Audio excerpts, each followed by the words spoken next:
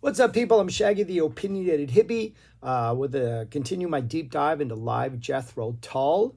And today I'm going to discuss live in Germany 1982.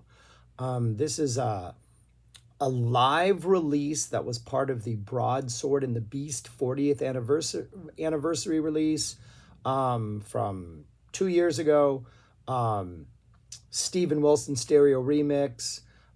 This is not a concert from Germany 1982, but an assorted collection of tracks from a bunch of shows in Germany in 1982.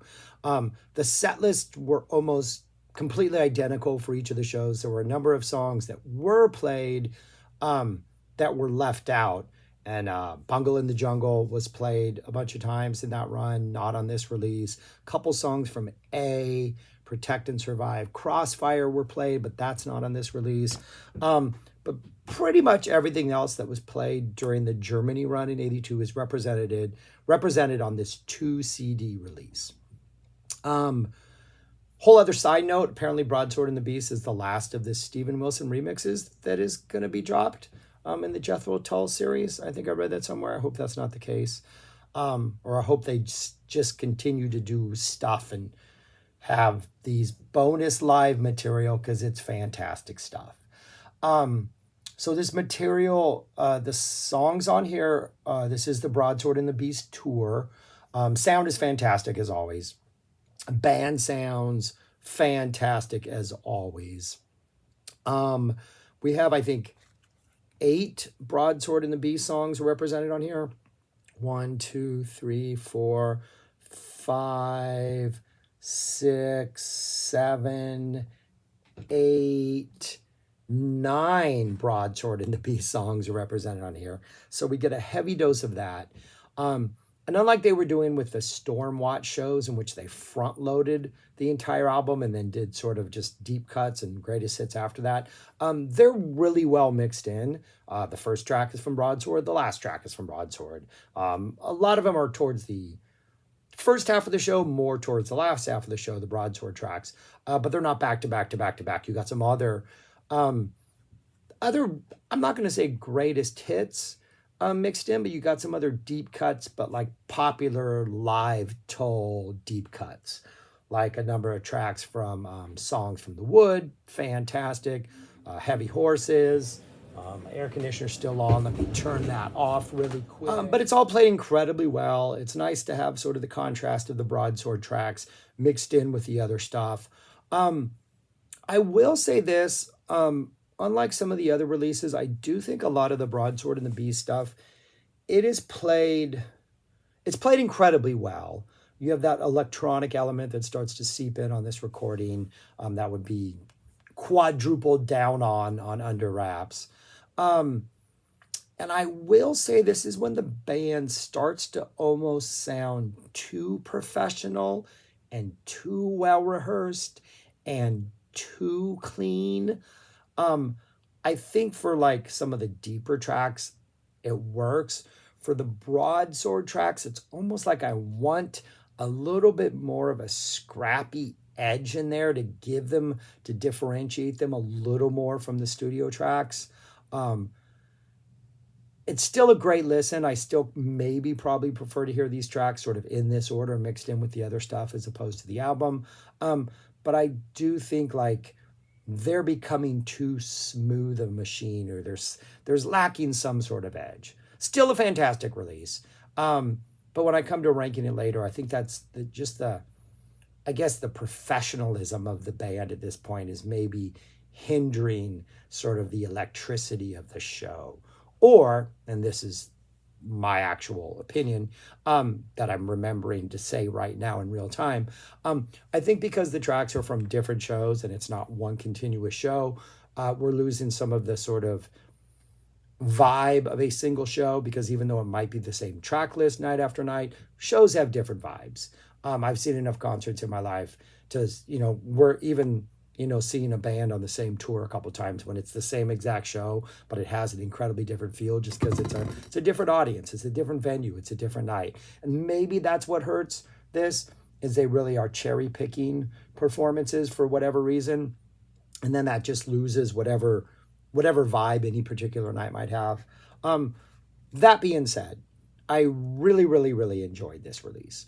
Opens up with Clasp, which I would not have picked as an opener. I think the Broadsword or the Beast or Beastie would have been much more obvious choices. They're both awesome side openers on that album. So Clasp, I thought was kind of an interesting choice, but it works. You got that sort of airy synth sound that opens, and then you got that driving synth sound, and then the very Jethro Tullian flute kind of quirky folk energy comes in. Anytime they get to that point where they go the Clasp, and then we got the music, that's when we're starting to get those hints of something like a Dire Straits, just kind of AOR type sound that's starting to seep in. But it works. I like it as an opener. I think it's a good song. It's high energy. It's a little bit of everything. You got that electronic sound that Broadsword's leading to. You still got the Jethro Tull folky song. And then what makes it even better for me is the second song is Hunting Girl. They don't bring it down really soft like they tend to do in a lot of these shows where it's like this strong opener and then we go acoustic. It's not a continuation of Broadsword tracks. It's Hunting Girl. Sounds fantastic. Awesome second song. Almost sets in stone the very proggy, folky balance that I think the album has, that the show has. Excellent choice as a second song. Then we get Fallen on Hard Times, folk rocky, but lots of really good energy. Martin Barr gets some great solo action here, so he gets to kind of step up a little bit and shred. We're still very much in like sort of an AOR pocket right here. But it works. The flow of the show so far, I think, is really good. It's particularly high energy, even though we're dipping into a little more folky stuff. But it's well balanced. And the bass playing on the entire show, fantastic, fantastic. Pussy Willow is next. This is another one. We kind of start off a little folky vibe, but then we get to that sort of pulsating, sort of electronic vibe that drives a lot of Broadsword. That's really nice. And then finally we get Broadsword is sort of what to me feels like a 5-song opening, really. You get that really nice slow build that Broadsword has. The synths work. Bar sounds fantastic. It really does feel like this is sort of just the wrap up of the first part of the show. Nice proggy middle section. This is a big song. Broadsword. It feels like maybe this is the first 25 minutes in. It feels like this is the opening salvo, and it's good. Because the next two songs, we're kind of getting to more of an acoustic area with a little bit of like full band energy. We get a Jack in the Green and a One Brown Mouse. It seems to me like earlier in their career, they would have dropped these songs earlier in the show. But I think coming here, it's sort of just the perfect timing for these two songs. As always, they sound great. Acoustic Tull live is just amazing how well they're able to pull off their sound and the energy and just not lose anything. Excellent placement of these two songs, great performances.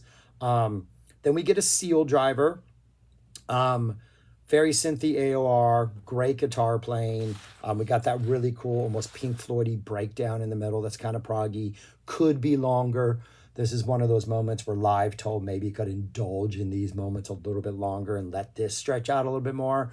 But for the most part, a really good choice of songs. Then we get a Heavy Horses. We get a full-on 8.5 minute Heavy Horses with the electric guitar intro, the middle parts, the sort of peak in the middle, the sort of ending reprise. We get all of those beautiful parts. The guitar sounds fantastic. It's exactly what is needed at this point in the set. Another great song choice. And then we get Weathercock into Fire at Midnight. Sort of a combo of album closers, which is pretty fantastic. And the segue from Weathercock into Fire at Midnight is great. Fire at Midnight is just such an absolute fantastic choice. Really one of the song selections in here that is not appearing on any other release that I've done so far. Really nice choices. And just this run of like Jack, One Brown, Seal Driver, Heavy, Weathercock, Fire at Midnight. That really almost seems like the second part of this opening salvo, that is just impeccable. It's fantastic. Great song choices. Then we get a keyboard instrumental. And what Tull does better than most bands when it comes to like prog bands, when it comes to like letting their musicians have like a solo spot, is the solo spot starts out as a solo spot, but usually the full band then gets involved in somehow. Usually it's not Ian. Usually Ian will take a break at this point. He's got double duties, flute and vocals. So a lot of times it's just the rest of the band jamming out. And that's exactly what you get here. Really nice, like electric piano type opening into a full band jam. And then that eventually goes into Sweet Dream. And Sweet Dream, I've seen set lists where it looks like they played a set 1 and a set 2. It feels like that may be the case because we get a Sweet Dream afterwards. Ian has a very much like thank you, as if they're going to take a short break. I don't know if that's the case based on the set list I've seen. But Sweet Dream, I mean, come on, having this drop in the middle of a set, the riff is huge, the song is ridiculous. One of the best things they've ever done live. Just an absolute incredible way to close out the first CD 4 in the box set, but the first CD of this German 82. Pretty fantastic mix. A lot of Broadside songs, but then you get Honey Girl, Heavy Horses, Jack in the Green, One Brown Mouse, Weathercock, Fire at Midnight, Sweet Dream. It's all pretty awesome. The second CD opens up with Flying Colors. Great live energy, upbeat ballad from Broadsword, just feels really good. If this is opening the second set, it's a good opener. It's kind of gentle, but also at the same point, it has some good positive energy. We get a complete Songs from the Wood, full version of Songs from the Wood, not just like dropping into the middle jam, not just like a tease of vocals, an entire Songs from the Wood that absolutely sounds fantastic. We get a Watching Me, Watching You, which is the only Broadsword song which kind of almost stands out in a weird way. I liked it on the album, but it's pretty quirky. It's very synth poppy, almost flirting with an XTC Gary Newman type vibe. This might be the only one on here that I think maybe works better on the actual album. It's a good performance of the song, but following Songs from the Wood, it almost seems like it should have been Flying Colors, Watching Me, Watching You, then Songs. Maybe that alone would have made it fit in a little better. It's the only one on here that I'm like, okay, that's just kind of stands out in a weird way. Just the synth poppy energy of it. But a good performance of the song. We get some band introductions. We go to a song called The Swirling Pit, which I believe is a Peg song. Ian introduces it as a Bavarian Irish folk song. Laughs it off. Really upbeat little number. And then we get an instrumental mashup that is essentially just a Martin Barr guitar showcase of Pibroch into Black Satin Dancer. I don't think we get any lyrics in this entire thing. It's just an instrumental. Just let Martin Barr go off for 6.5 minutes. It's epic. It's heavy. It's proggy. It's a perfect mashup of two songs. Just another one of those things, kind of like with the Weathercock and the Fire at Midnight on side 2, the Pibroch and the Black Satin Dancer on disc 1, Weathercock, Fire Mountain, Pibroch, Black Satin Dancer on disc 2. Just this band, and it's like, hey, we don't have time to play all these songs in their full, but we can combine things and like bring out different aspects of things just by like contrasting them with other songs. And the Pibroch Black Satin Dancer is kind of a must here, and Martin Barr is just shining. The band sounds fantastic. Absolutely epic. And then in another absolutely fantastic song placement, Beastie emerges like Black Satin Dancers ends, the crowd, and then we get cheers, and then Beastie just kind of like slowly emerges out of that energy, and it's a perfect song choice Beastie's dramatic. It's a great opening track, coming after just 6.5 minutes of instrumental fury. It kind of channels everything and channels everything into this. Excellent song choice. And sort of the last song in the 82 portion of the show, if that makes any sense, because other than the closing Cheerio, which is also the closing track on Broadside, nice solemn goodbye, we essentially get a greatest hits run. We get a really solid Too Old to Rock and Roll, pretty much straightforward version, though that opening riff just sounds so awesome. It sounds so good when they drop it. It's like, yeah, the awesome song. We get a pretty much straightforward, really clean, well played, no nonsense version of Aqualung, in which the bass playing is ridiculously amazing. The bass. We get a Minstrel in the Gallery, pretty much just a straight up electric jam version of this with lyrics. Starts off with what almost sounds like a dance beat, and the next thing you know, the electric guitar riff comes in. It's like 3 minutes long, the entire thing.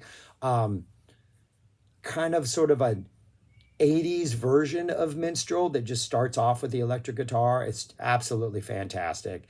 But then we get like a little section of vocals. We get some flute playing. Just 3 minutes of electric Minstrel energy that is fantastic.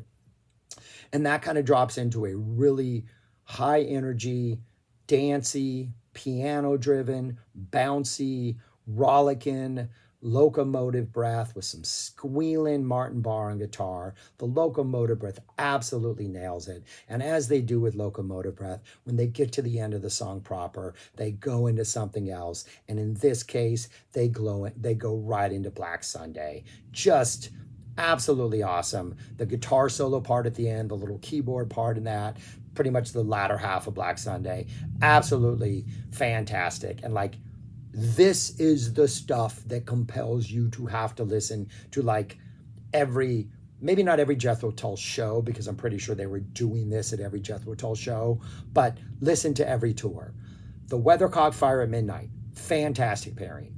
The P. Brock Black Satin Dancer, fantastic pairing. The Locomotive Breath Black Sunday, fantastic pairing. And then they close out with a Cheerio. Just some absolutely fantastic must-hear stuff on this. If I were to rank this one among all the other Jethro Tull ones I have, it's really good, but I have it at number 5. Only because, I mean, you look at what's above it.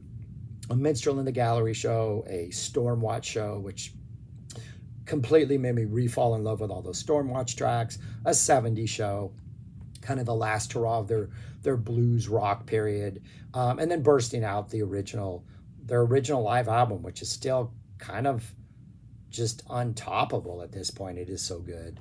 But yeah, I have it at number 5, but it's a solid number 5. Pretty much everything. I really like that Live at Hammersmith 84 show, which is the Under Wraps show, just because I think it brings out some interesting Under Wraps. To have that amongst other stuff highlights the strength of some of that stuff. But everything from 8 on, I would say, is like worth checking out and worth getting, because it's just, they're a really good live band. Really good live band. But yeah, thanks for watching. Let me know your thoughts on this. Please check it out if you haven't. It is absolutely fantastic. And yeah, man, subscribe, like, share, comment, do those things. Let me know what you think of this album of Tull Live. You know how this stuff works. And yeah, peace. Have a good day, people.